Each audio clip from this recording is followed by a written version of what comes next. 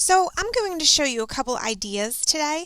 This here, if you notice, I did more the dab technique or the dash lines. I also did some crazy lines up here. I did some very short, choppy lines like Vincent van Gogh did. In this picture, now this here is a fall picture, and this is a spring picture.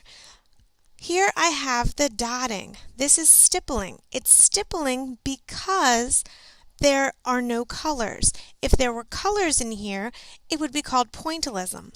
Again, if you notice my stream and you notice the grass, I have short choppy lines, just like Vincent van Gogh or Vincent van Gogh did.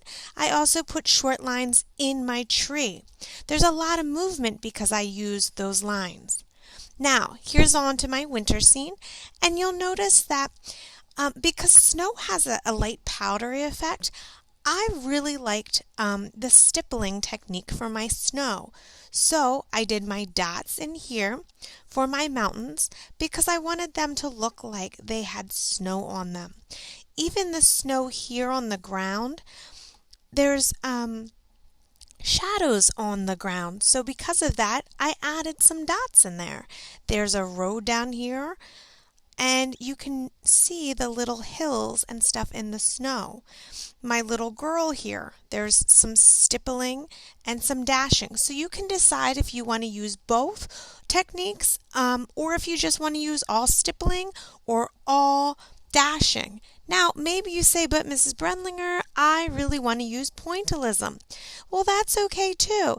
Feel free to take your colors and add some dots to your picture, or just do it straight with color. Again, I am using Vincent van Gogh's technique where he uses those short choppy lines. Now, the fun thing about that is you can also mix your colors. That's the idea of pointillism. Pointillism is when you take those little dots and the colors sort of mix as you back further and further up from the artwork. Well, guess what? You can do the same thing with those dash lines. So, some trees have a little bit of a blue-green look to them. So I'm going to add some blue, some teal actually, in there. And maybe I can find a hunter green and I can add that in there.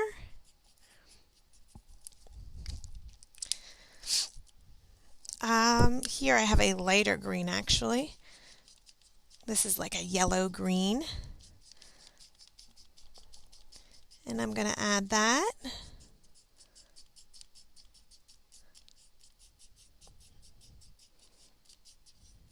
Now, again, I did my picture first in black and white, and then I added color. You don't have to. If you would prefer to just jump right into the color, that is perfectly fine. There's nothing wrong with that. But notice all these different colors that I'm using and mixing. Now, you may go, but Mrs. Brenlinger, this is going to take forever. If you would like to do most of yours black and white because snow is white and you want to show the darks and lights, you are more than welcome to do that, and then maybe put emphasis. Emphasis is when you notice something, when something sticks out, it pops out. Maybe that tree is what you want to notice. Maybe you want to do the sky. And again, I can do, and if you notice here, so I have some wispies here. Those wispies are fog that's in the valley. So I'm going to just add some blue in there.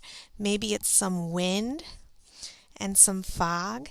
And up here, I'm going to add those swirly, those lines, those wispy lines for the sky.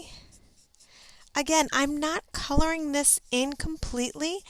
I just want to give the effect that maybe the air is moving and there's some color there so that you can tell that, oh, that's the sky. So those are just some ideas for you. If you have any questions, feel free to come on to my Zoom or to pop me a question in the Schoology envelope. Okay? So that is an idea, and this was the little bit easier one for you guys. Thank you.